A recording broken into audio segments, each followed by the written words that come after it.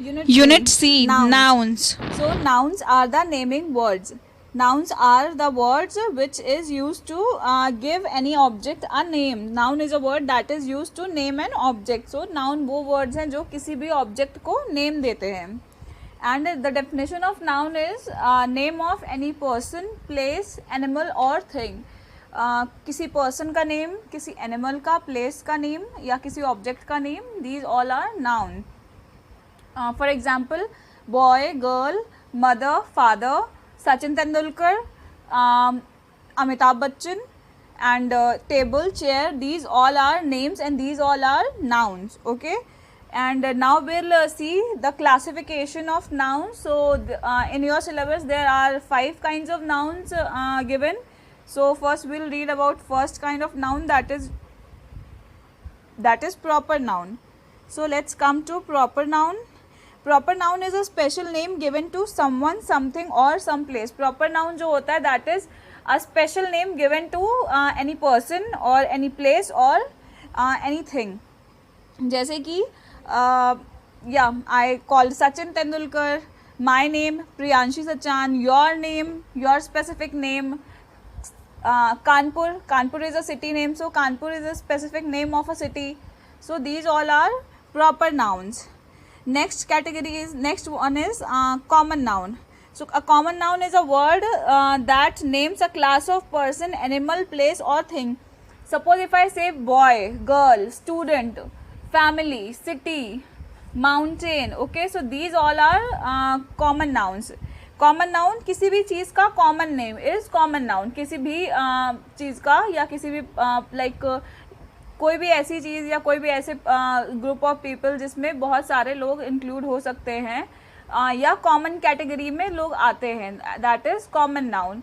जैसे कि teacher. So teacher में number of teachers will be there, उनके स्पेसिफिक नेम्स होंगे. सो स्पेसिफिक नेम अगर किसी का ले लिया, so that will come under the category of proper noun. अगर स्पेसिफिक नेम नहीं लिया, if I say she is a teacher, okay, सिर्फ मैंने टीचर ही बोला, सो टीचर में बहुत सारे teachers will be there, so that will come under the category of common noun. So teacher, doctor and any city, these all come under the category of common noun. And then next one is collective noun. A collective noun is a word that names a group of people, animal, place or things.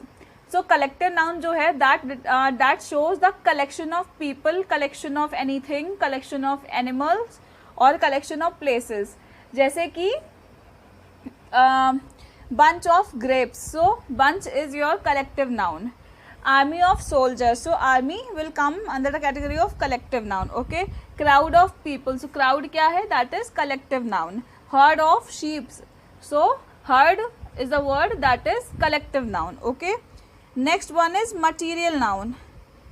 Material noun. Material noun is a word for a material, substance or an ingredient from which other things are made. Material noun उस word को कहते हैं या वो substance होता है जिससे दूसरी चीज़ें जो है वो बनती हैं. जैसे कि कॉटन, कॉटन से आपका क्लोथ बनता है. So cotton is a material जिससे that is a raw material जिससे आपके काफ़ी सारी ऑब्जेक्ट्स बन जाती हैं या काफ़ी क्लोथ्स बनते हैं, हैंकीज़ बनती हैं, बहुत सारी चीज़ें बनती हैं कॉटन से. कॉटन बर्ड्स बनते हैं. Gold and silver are precious metal. So यह gold and silver these are also material nouns. So gold and silver से हमारी ज्वेलरी बनती है, ऑर्नामेंट्स बनते हैं. आयरन भी मटेरियल नाउन में आ जाएगा. Iron is also a metal and इससे काफ़ी सारी ऑब्जेक्ट्स बनती हैं, टूल्स बनते हैं.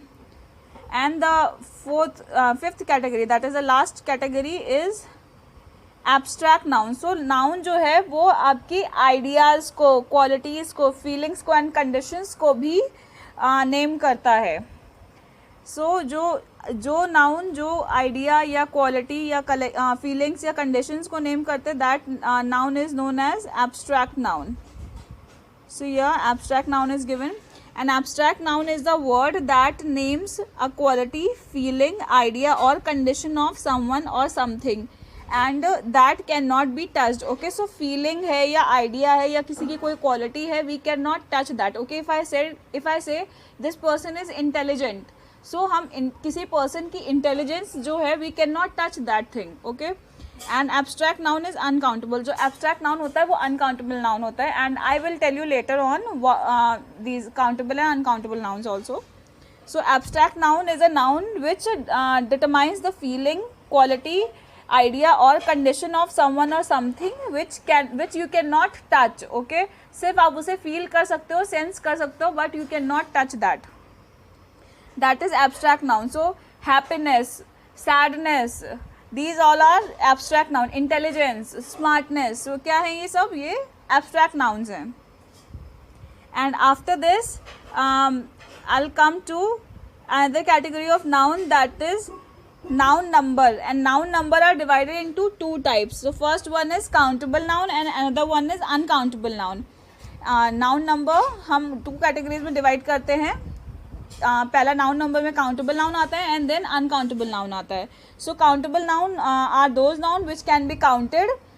countable noun में ही आपके singular and plural आते हैं. ब्रेक हो गया, पेन हो गया, पेंसिल हो गया. सो आप इन सबको काउंट कर सकते हो. I have 2 pencils, I have 5 pens, there are 100 breaks in my garden. So you can count. या फिर ट्रीज हो गए, you can count these. So these are your countable noun. Uncountable noun जो हैं वो आप काउंट नहीं कर सकते हो, आप उनकी क्वांटिटी को सिर्फ मेजर करते हो. So nouns that can not be counted are known as uncountable noun. जैसे कि मिल्क. सो मिल्क को आप काउंट नहीं कर सकते. You can not say I have 1 milk. You will have to measure that in quantity. जैसे कि I have 1 litre milk, 2 litre milk. So आपको किसी भी क्वांटिटी को लेके या किसी यूनिट को लेके आपको उसे मेजर करना पड़ता है. टी हो गया, शुगर हो गया, पेपर हो गया. So you can not count these. So these are uncountable noun. And next category is noun gender. अब नाउन में अब नाउन आगे डिवाइड होता है जिसमें हम जेंडर्स में नाउन को डिवाइड करते हैं. जैसे gender is a term use to differentiate between male and female noun. Now we have noun. अब जो कॉमन नाउन है उसमें हम ये चीज़ डिटरमाइन करते हैं कि वो जो है नाउन वो मेल नाउन है या फीमेल नाउन है. सो वो जो टर्म जो है gender is a term that is use to differentiate between male noun and female noun. So first kind of gender is gender are of 4 kinds and first kind is masculine gender. Masculine gender determines the male noun.